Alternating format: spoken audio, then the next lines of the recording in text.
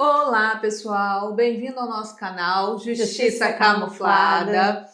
Eu sou a Nadine Prediger, Eu sou a Aline Crivellari. somos advogadas especialistas em direito militar e vamos hoje abordar um tema de extrema importância para o ano de 2026, que é um ano de eleição, né, Aline? Exatamente. A gente vai trazer as regras que os militares estão adstritos para participar das eleições. Aproveita, já se inscreve no canal, dá o seu joinha e compartilha com seus amigos esse vídeo. Então, eleições e militares. Como é que a gente pode falar de um tema tão sensível? O que pode e o que não pode. Militar não é civil, então, obviamente, a gente tem restrições quanto a isso, já que todos sabem que militar da ativa não pode se filiar a partido político, não pode se manifestar politicamente, e tem toda uma questão em cima dessas manifestações, né? Há regras constitucionais a serem cumpridas, e uma delas que a gente vai iniciar aqui o tratamento é a questão da filiação partidária. Todos que querem concorrer a um cargo eletivo, eles precisam estar filiados a um partido político. E, na questão do militar, há essa exceção, em que ele não pode, obviamente, por questão de carreira, por impedimento profissional, estar filiado ao partido político. Então, nesse caso, para os militares da ativa, essa filiação prévia ela não vai existir. O que vai existir vai ser apenas o registro da candidatura pelo próprio partido que ele vier a concorrer.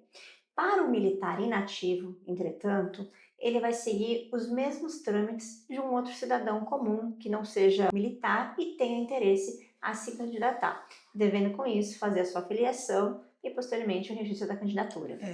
A filiação anterior, registro de candidatura, né? Já deve estar filiado a algum partido antes do registro da candidatura, que é feito pelo partido que ele está filiado, né? Além dessa regra, os militares da ativa, eles têm que ter observação o tempo de serviço que eles têm na força. Militares que ainda não têm 10 anos de serviço, eles serão licenciados definitivamente até o ato do registro da candidatura deles. E o militar da ativa, que tem mais de 10 anos de serviço, ele vai ficar agregado, recebendo remuneração, até a sua diplomação. Se eleito, diplomado, obviamente, se eleito, ele vai ir para a reserva remunerada, e se não for eleito, ele vai voltar à ativa normalmente. Um outro ponto que gera muita polêmica também é a questão da propaganda, né? O que o militar pode fazer? O militar da ativa, ele não pode fazer uso do posto da graduação dele, não pode fazer propaganda no quartel, nas vilas militares, em nenhum local que está sob a administração pública militar. Igualmente, o militar não pode fazer propaganda fardado, nem da ativa, nem da reserva. Mas o militar da reserva pode fazer o uso do posto da graduação no seu nome eleitoral, no nome que vai na urna. Lembrando que aos militares da ativa é vedado fazer participações e manifestações políticas. Para o candidato, claro que ele vai poder se manifestar, mas de uma forma contida, séria, dentro dos limites da sua campanha. Isso porque o militar ele tem que ter as mesmas chances, né, dos outros candidatos na hora de concorrer para o cargo eletivo, né? Então ele precisa fazer a manifestação, ele precisa fazer campanha, tal qual o civil, senão obviamente ele não vai ganhar a eleição, né, gente? Tem uma disparidade de armas. Disparidade, exatamente. Então a lei ela protege o militar nesse sentido e dá as garantias para que ele tenha essa condição de concorrer em igualdade com os outros candidatos. Mas a gente também tem a questão da desincompatibilidade. Palavra difícil, mas o que é isso? Obviamente, o militar ele precisa ser afastado do cargo para poder concorrer àquele cargo eletivo. E a lei ela prevê, nesses casos de cargo público, não só para os militares, mas também para os civis, um prazo para que isso ocorra. Para os militares, como a gente tem toda essa peculiaridade, regra geral é que essa desincompatibilização ocorra até o ato de registro de candidatura. Já temos também uma outra regra nos casos dos militares que exercem cargo de comando. Então aqui a gente vai dar uma dica para quem quer se eleger, é a seguinte: existe um site, no site do TSE, a gente vai colocar o link aqui embaixo na legenda, tem como você acessar, colocar o cargo eletivo que você quer concorrer e embaixo qual é o cargo que você ocupa na administração pública. E o próprio portal ele vai te informar qual o prazo de desincompatibilização que você precisa cumprir para ser elegível.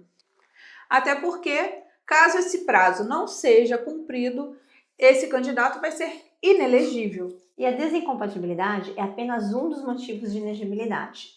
Além da questão da desincompatibilização, a gente tem outros casos, hipóteses de inelegibilidade, que são os militares que foram excluídos da bem da disciplina, que foram considerados indignos por condenações criminais, bem como aqueles que estão enquadrados na Lei da Ficha Limpa e na Lei de Improbidade Administrativa, que também são aplicáveis, né, para os civis. Os militares também são regidos pela mesma legislação que a lei obriga, né? Está lá previsto que também é incluído os militares nesses casos.